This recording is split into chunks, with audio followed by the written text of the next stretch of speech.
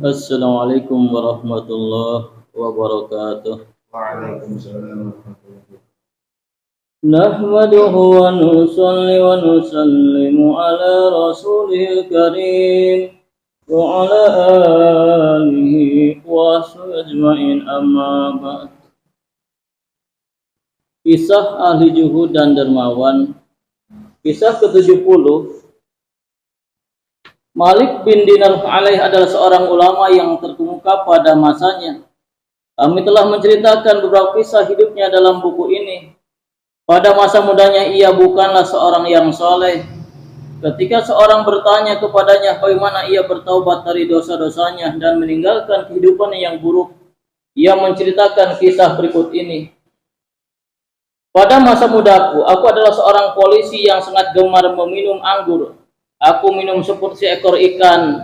Aku minum seperti seekor ikan. Siang dan malam, ku jalani kehidupan ini untuk bersenang-senang.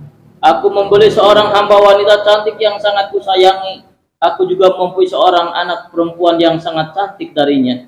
Aku sangat mencintainya, ia juga mencintaiku. Ketika putriku mulai berjalan dan berbicara, aku semakin mencintainya. Ia selalu bersamaku.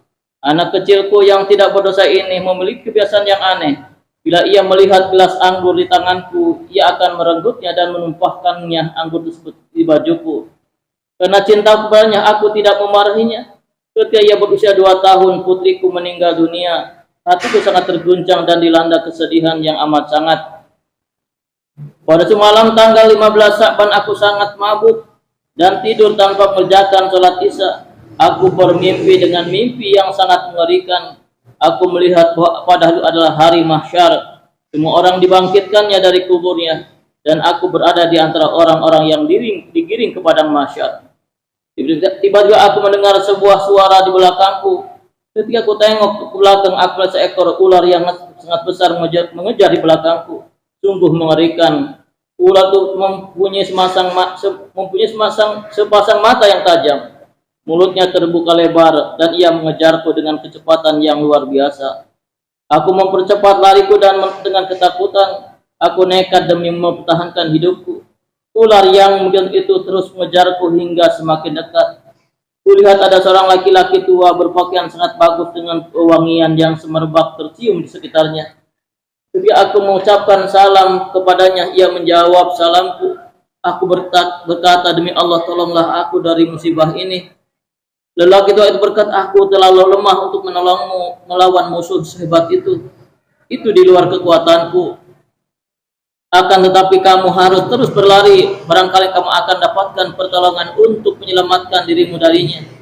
Aku berlari tak menentu hingga kulihat sebuah tebing tinggi di depanku. Aku memanjat tebing itu. Akan tetapi di aku sampai puncaknya, ternyata di balik terdapat api neraka yang sedang bergejolak, sangat mengerikan. Sungguh aku sangat takut kepada ular itu, dan aku juga takut terjatuh ke neraka. Kemudian ku dengar sebuah suara lantang memanggilku, kembalilah, kamu bukan salah seorang dari neraka atau penghuni neraka.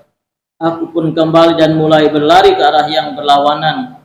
Ular itu juga berlari dan mengejarku. Aku bertemu lagi dengan orang tua berpakaian putih itu, dan aku berkata kepadanya, wahai bapak, tidak dapatkah engkau menyelamatkan dari ular besar ini? Aku telah meminta kepadamu, namun engkau tidak mau menolongku. Orang itu menangis dan berkata, aku terlalu lemah untuk menolongmu melawan ular sebesar itu. Akan aku dapat memberitahukanmu bahwa ada sebuah bukit di sekitar tempat ini yang ditempati oleh orang Islam yang sangat amanah. Jika kamu pergi ke atas bukit itu, mungkin kamu akan menemui sesuatu sebagai milikmu yang tersimpan, yang dapat menyelamatku dari kejaran ular itu. Aku segera berlari ke sebuah bukit yang berbentuk bulat itu. Banyak jendela yang terbuka tirainya. Jendela itu berdaun jendela dari emas yang ditaburi batu delima merah dan permata yang sangat indah dan berharga.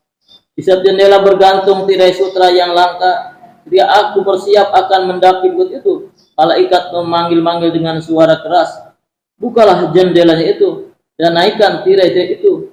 Kemudian keluarlah dari kamarmu.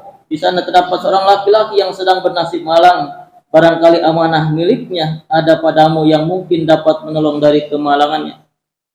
Jendela itu langsung terbuka, tirai-tirai dinaikkan dan keluarlah dari jendela itu sekumpulan anak-anak kecil yang tak berdosa dengan wajah-wajah yang bersinar bagaikan bulan. Ketika itu aku sangat bersedih karena ular itu sudah sangat dekat denganku. Anak-anak itu memanggil kawan-kawan mereka, "Cepatlah kalian keluar, ular itu telah dekat sekali dengannya."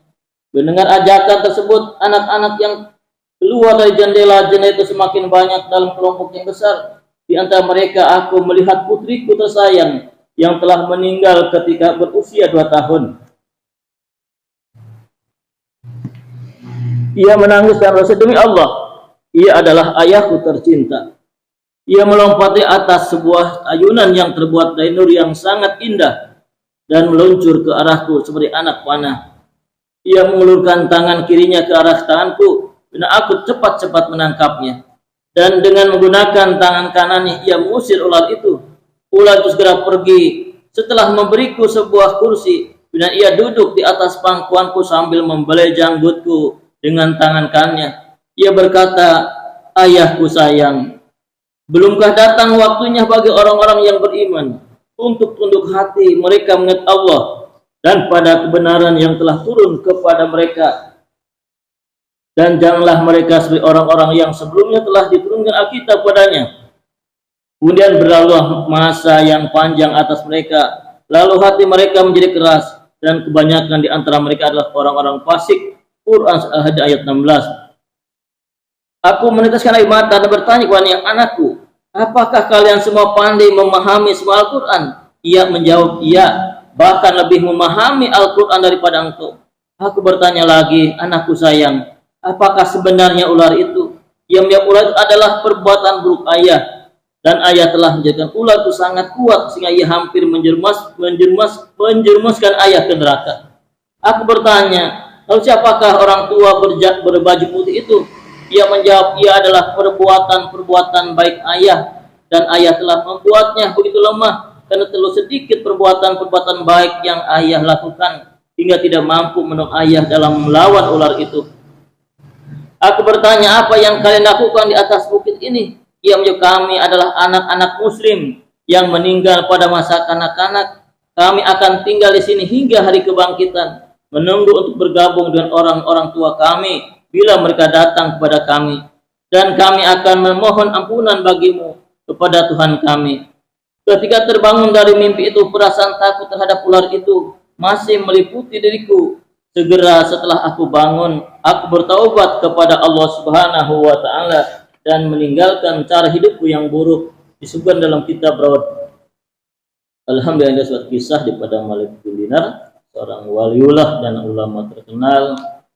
Mereka sebelumnya adalah seorang polisi dan pemabuk. Dengan izin Allah, dengan asbab mimpi, dia bertobat kepada Allah Subhanahu wa Ta'ala.